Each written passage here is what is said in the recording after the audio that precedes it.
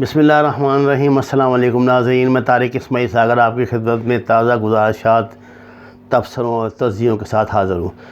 ناظرین کرام، آذربائیجان اور آرمینیا کا معاملہ سنبھلتا دکھائی نہیں دے رہا۔ روس نے دونوں ممالک کے درمیان جو تھوڑی فائر بندی کروائی تھی 2-3 گھنٹوں کے لیے، وہ میرا خیال 15-20 منٹ کے بعد ہی آرمینیا نے توڑ دی۔ اصل میں آرمینیا کے لیے یہ صورتحال ناقابل برداشت ہوتی جا رہی ہے کہ یہ آذربائیجان کی کون مدد کر رہا ہے کہ جس نے پہلی مرتبہ ہماری جارحیت کا اتنا منہ توڑ جواب دیا ہے، اور وہ اب چڑھائی کر رہا ہے ہم پہ، یعنی قرباخ کا جو شہر ہے اس کے اندر تک ان کی گولے آ کے گر رہے ہیں، ان کی فضائیہ جو ہے دندناتی پھر رہی ہے، اور عملاً وہ ان کی برتری ان کو جنگ میں حاصل ہے۔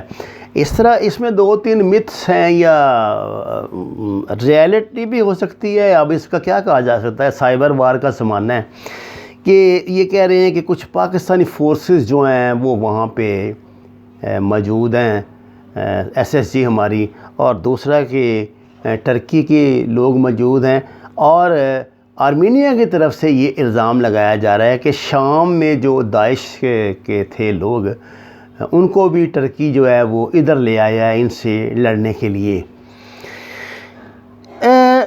ناظرین کرام، سچ کیا ہے جھوٹ کیا ہے، آج کی دنیا میں ہم اس کا فیصلہ نہیں کر سکتے۔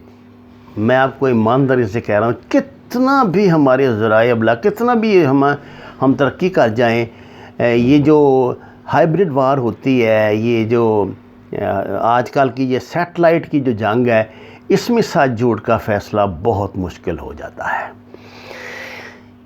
ایک ڈیولپمنٹ البتہ بالکل صحیح ہے، یہ بڑی مصدقہ خبر ہے کہ یہ جو حزب اسلامی ہے، اس کی گلبدین حکمت یار کی افغانستان والی، اس سے طیب اردگان نے رابطہ قائم کیا ہے، اور یہ ان کا معاہدہ طے پا گیا ہے کہ جو حزب اسلامی کے مجاہدین ہیں وہ یہاں جا کے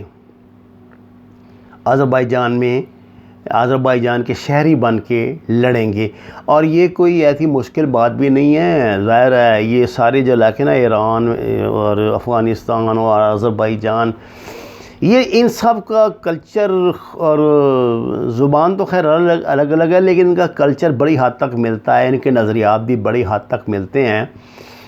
اور اس وقت افغانستان ایک ایسا ملک ہے جس کے پاس دنیا کی سب سے بڑی فائٹنگ فورس ہے۔ ان کے پاس امریکہ والا اسلحہ نہیں ہے، لیکن دنیا نے یہ تجربہ کر لیا نا، پہلے جن کے پاس تھا جدید ترین اسلحہ، اس کا نام روس تھا، اور جس طرح وہ ان کے ہاتھوں ٹکڑے ٹکڑے ہوا وہ دنیا جانتی ہے۔ اور اب جو ذلت یہاں اٹھا رہا ہے امریکہ، جو لڑے لے رہے ہیں امریکہ، وہ بھی آپ کے سامنے ہے۔ ذرا یاد کریں وہ چھوٹے بش کی دھمکیاں، کیا کہتا تھا؟ اس نے ملا عمر سے کہا تھا کہ یا تو ہمارے قیدی بن جاؤ، یا ہم تمہیں پتھروں کے دور کا، پتھر کے زمانے کا حصہ بنا دیں گے۔ اور ملا عمر نے اس سے یہ کہا تھا کہ تم اگر آؤ گے نا یہاں افغانستان میں، آؤ گے تو اپنی مرضی سے، لیکن جاؤ گے ہماری مرضی سے۔ اور ایسا ہی ہو رہا ہے، ایسا ہی ہوا۔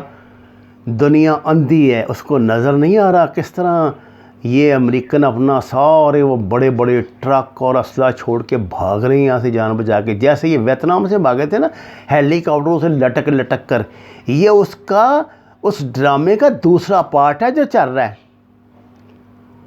اور یاد رکھیے اس میں پاکستان کا بہت بڑا حصہ ہے، یہ میں آپ کو بتا دوں جناب، اس میں پاکستان کا بہت بڑا حصہ ہے۔ طالبان نے موجودہ جو بات چیت چل رہی ہے نا، اس میں کئی ایسے فیصلے نہیں کیے جو وہ کرنا چاہتے تھے، صرف اس لیے کہ پاکستان پہ پریشر نہ آئے۔ وہ یہ نہیں چاہتے، جو صحیح طالبان ہیں، کہ پاکستان پہ کوئی پریشر آئے، وہ اس کو ملت اسلامیہ کا ساتھ ساتھ سمجھتے ہیں۔ جس فوج کو یہ اللہ کے مجاہد ملت اسلامیہ کا اثاثہ سمجھتے ہیں، وہ ہمارے نزدیک خدا کی پناہ کیا کہ الفاظ استعمال کرتے ہیں میاں صاحبان اور ان کے جو چیلے چانٹے ہیں اس کے حوالے سے۔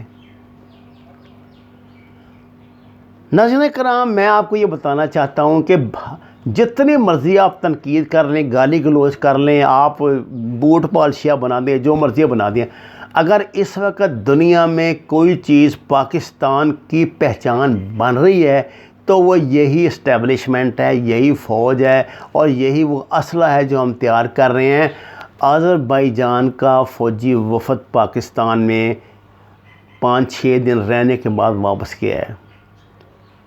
34 J-20 لیے ہیں انہوں نے فوری طور پہ، اور ساتھ میں نے آپ کو بتایا تھا نا، ساتھ ہی انہوں نے کہا کہ جناب ہم آپ کو 10 سال تک رعایتی قیمت پہ تیل دیں گے اور جہازوں کی قیمت نقد ادا کریں گے۔ دیگر اسلحہ بھی خرید رہے ہیں پاکستان سے، دوسرے ممالک بھی خرید رہے ہیں پاکستان سے۔ اب دنیا کی انڈسٹری یہ بن گئی ہے نا۔ مجھے ایک بات تو بتائیں، یہ امریکہ کے کا بڑا یہ آپ نے بنایا، ہم نے اس کو یونیلیٹرل پاور بنایا کہ ہم نے بنایا ہوا ہے، کیونکہ ہم تو ظاہر ہے عام انسان ہے نا، مجاہدین نے تو نہیں، وہ تو اس کو جوتے کی نوک پہ نہیں لکھتے۔ مجھے آپ بتائیں کہ امریکہ کے پاس بیچنے کے لیے کیا ہے؟ یہی اسلحہ ہی ہے نا، کہ اس کے علاوہ کیا امریکہ بیچتا ہے؟ بھئی جنگی جہاز بیچتا ہے، اسلحہ بیچتا ہے، ہیلی کاپٹر بیچتا ہے، تباہ کن میزائل جو ہے وہ دنیا کے سامنے بیچتا ہے، جو انسانیت کی تباہی و بربادی کا سامان ہے وہ بیچتا ہے۔ کیا اس کے علاوہ بیچتا ہے؟ امریکہ نے کوئی ویکسین ایجاد کر لی ہے اس کی، کرونا کی؟ وہ تو خود اس کے محتاج ہیں۔ سب سے زیادہ یہ دوسری لہر میں بھی سب سے زیادہ متاثر وہی ہو رہے ہیں نا، پاکستان تو خدا کے فضل سے نہیں ہو رہا۔ اب ہمیں تھوڑا سا سنبھلنا پڑے گا۔ دیکھیے، آپ کو اپنی اصلیت کی طرف واپس لوٹنا پڑے گا۔ آپ کو پاکستان کا سیکولر چہرہ نہ دکھائیں، دنیا کو نہ بنائیں، اس میں کچھ نہیں ہوگا۔ یہ تو گھاٹے کا سودا نہیں رہا، اس سے کچھ نہیں ملنا، آپ کو کچھ نہیں ملنے والا۔ آپ اپنی اصلیت پہ واپس آئیں، اور وہ ہے اسلام۔ یہ 40 لاکھ جانوں کی قربانی کا حاصل ہے یہ ملک۔ آپ کس چکر میں پڑ گئے ہیں؟ ادھر واپس آئیں۔ کیا ہے یار یہ مجاہدین کے، ان کے پاس، طالبان کے پاس کون سے میزائل ہیں؟ کندھوں پہ بندوقیں لٹکا کے وہ کس چیز سے لڑے ہیں؟ دنیا کی جدید ترین ایئر فورس سے، جدید ترین نیوی سے، جدید ترین آرمی سے۔ امریکن یہ دعویٰ کرتے ہیں کہ دنیا میں سب سے کم کیجویلٹی ریٹ ان کی فوج کا ہے۔ انہیں اتنا بھروسہ ہے اپنے سامان جنگ و حرب و ضرب پہ۔ پر خچے یار اڑا دیے ہیں طالبان نے، ان کے گھٹنے لگوا دیے ہیں، رگڑے ان کی ناک رگڑ کے رکھ دیا زمین کے ساتھ۔ اور خدا کی قسم میں کھا کے کہتا ہوں کہ انہوں نے یہ افغانستان میں اسلامی نظام نافذ کرنا ہے۔ دیکھیے آج انہوں نے پہلا اعلان کیا کہ انہوں نے کہا جی کہ یہ ٹیکس فری کنٹری ہوگی، یہاں کوئی شہری ٹیکس نہیں دے گا، سود نہیں ہوگا۔ کیا آپ سوچ سکتے ہیں اس دنیا میں ایک ایسا ملک بھی ہوگا جہاں ٹیکس اور سود کے بغیر زندگی چلے گی اور دنیا وہاں پہ جائے گی؟ یہ تو آپ تو کہتے تھے نا پاکستان میں دنیا نوکریاں لینے آئے گی، مجھے یہ تو نہیں پتہ، لیکن میں آپ کو سیدھی بات بتا دوں، 5 سال انتظار کر لیں طالبان کی حکومت کا، 5 سال بعد ہم پاکستانی ضرور افغانستان میں نوکری کے لیے جایا کریں گے، کیونکہ وہ اپنی اصلیت سے نہیں ہٹے، اور ہم اپنی اصلیت اور اوقات کو بھول کر کوا چلا ہنس کی چال اور اپنا بھی منہ کالا کروا لیا، اپنی بھی چال بھول گیا۔ ایسا نہیں ہوتا دنیا میں۔ اپنے ایمان کو قائم رکھ کے ہی ہم نے پاکستان بنایا تھا۔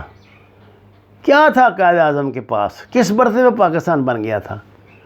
اپنی اصلیت کو قائم رکھ کے ہی آپ پاکستان کو بچائیں گے بھی، اور وہ پاکستان انشاءاللہ بنائیں گے جو قائد اعظم کے خوابوں کی تعبیر ہوگا۔ یہ کتے بلوں کی جو لڑائیاں ہیں نا، یہ اپوزیشن تو یہ حکومت تو اس نے یہ کہہ دیا تو اس نے وہ کہہ دیا، وہ کہہ رہا ہے تو چور ہے، وہ کہہ رہا ہے تو چور ہے، وہ کہتا ہے تم غدار ہو، وہ کہتا ہے تم غدار ہو۔ صرف پاکستانیوں ہماری خوش قسمتی یہ ہے کہ فوج کے مارشل لاؤں کے باوجود، فوج کی متعدد بار حکومتی معاملات میں مداخلت کے باوجود ابھی تک پاکستان آرمی نے اپنے سٹیٹس کو برقرار رکھا ہے۔ ان کا تربیتی نظام اسی طرح مستحکم ہے جس طرح آج سے 50 سال پہلے تھا، اور ان کا ڈسپلن وہی ہے۔ یہاں میوٹنی کا تصور بھی نہیں کیا جا سکتا۔